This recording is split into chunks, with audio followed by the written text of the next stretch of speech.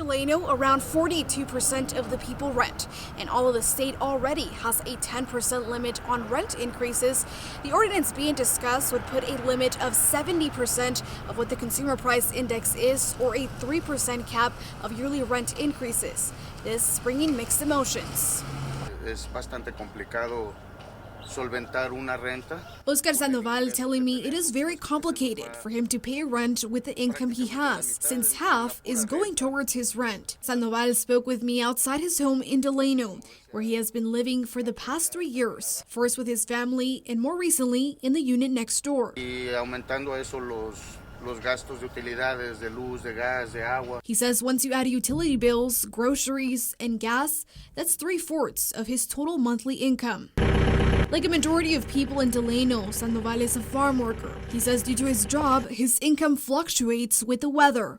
Rainy or extreme heat days means no pay. And since the new law gave them overtime pay for the first time, their hours have been cut to less than the regular 40. He says it makes it impossible for him to have any savings or room for health emergencies. Van a ser ahora 1,150. He says now he will pay $1,150 for rent with the water bill. And that's because this month, the landlord stopped paying the water and garbage bill, which him and the other tenants are now responsible for. But landlords argue it's a reflection of everything else also increasing. Prices just keep going up and up on me. Anyvise works in Delano and is a landlord with several properties across Kern. He says he pays for the utilities in some of them, but those rates have been increasing. The city of Delano, they raised their rates on the water bill.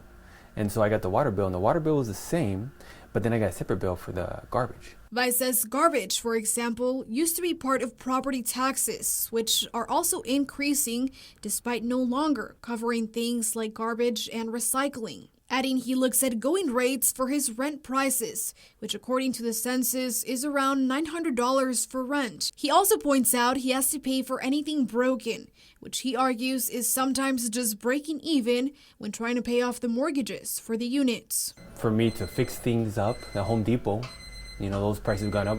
Air conditioners, for example, I'm trying to put new air conditioners or they go out or whatnot. Those prices are crazy. He says he invests in making the apartments somewhere people want to live. Adding a rent control ordinance, in theory, sounds good, but does not seem viable. For rent control, then there should be control on how much a business can charge for me to go out and eat dinner. You know, there should be control on how much they charge for groceries or property taxes. And I know that won't ever happen, because if you limit property taxes, then the road outside will maybe become full of holes. And both Vice and Sandoval agree there is a huge demand for housing, which we see with the low housing availability all across Kern County. And that is why advocates of the ordinance, like Arturo Rodriguez with the Central Valley Empowerment Alliance, say this rent control is important. Right now, we don't need any rent increases. We know that in California, there's laws that protect landlords for a fair return on their investments. Important to note that fair return law does not have a set formula, but courts have described it as a reasonable return that takes into account investor interest. And meanwhile, Rodriguez points out this rent control is tied to the cost of living and homelessness. And unfortunately for us, we're going to continue to see a rise in homelessness if we don't ensure that we keep our families housed.